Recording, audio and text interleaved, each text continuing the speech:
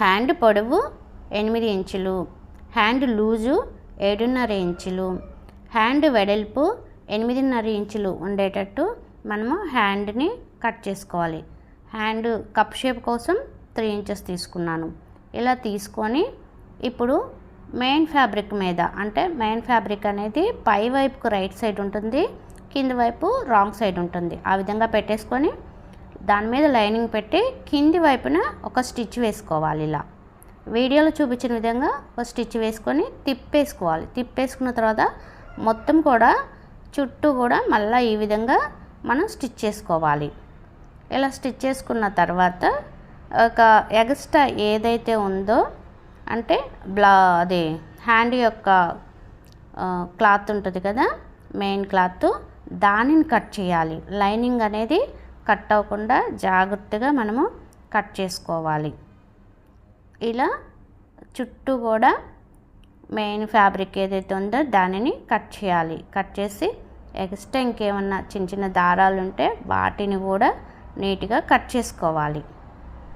ఇలా కట్ చేసిన తర్వాత ఇప్పుడు 9 ఇంచెస్కి పొడవు వెడల్పు 9 ఇంచెస్ ఉండేటట్టు ఒక పీసు, దాని తర్వాత 8 ఇంచెస్ ఉండేటట్టు, మళ్ళా ఇంకొకటి మూడో పీసు 7 ఇంచెస్, అలాగే నాలుగో పీసు 6 తీసుకోవచ్చు, లేదంటే 5.5 కూడా తీసుకోవచ్చు. నేను 5.5 తీసుకున్నాను.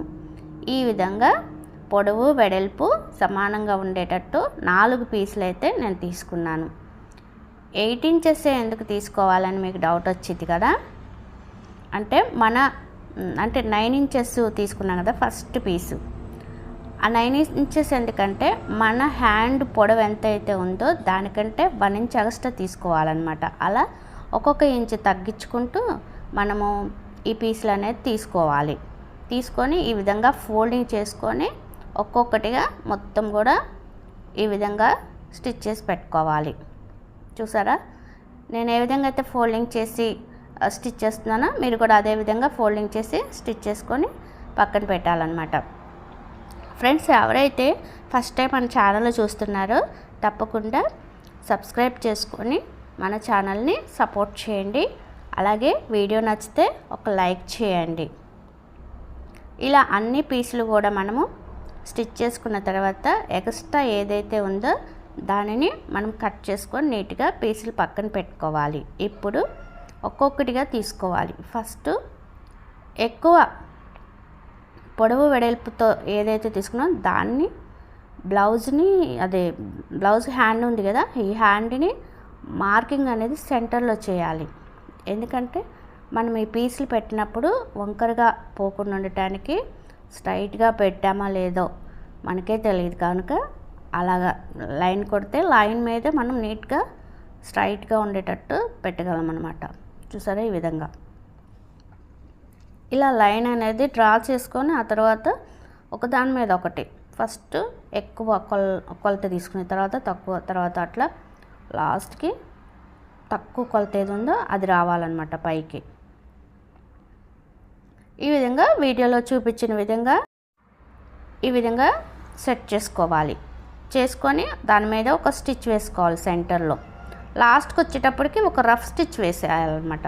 రఫ్ వేసి ఇంక ఇప్పుడు మనము కట్ చేసుకోవాలి. దారం ఏదైతే ఉందో దాన్ని కట్ చేయాలి. ఇలా కట్ చేసుకున్న తర్వాత దాన్ని రివర్స్ తిప్పేసి వీడియోలో చూపించిన విధంగా కట్ చేసుకోవాలి. కట్ చేసుకున్న తర్వాత దీని మీద లేస్ పెట్టి మళ్ళీ ఇంకొక స్టిచ్ వేసుకోవాలి. ఇలా ఒక స్టిచ్ వేసుకోవాలి. చూడండి ఎలా ఉంటుందో. ఇప్పుడు ఇలా ఒక స్టిచ్ వేసుకోవాలి. ఒక స్టిచ్ వేసుకున్న తర్వాత ఇప్పుడు దీని మీద పూసలు అనేది ఈ విధంగా మనం గమ్తో అంటించుకోవచ్చు, లేదా స్టిచ్ చేసుకోవచ్చు. చూసారు కదా హ్యాండ్ ఎంత నీట్గా ఉందో, అందంగా.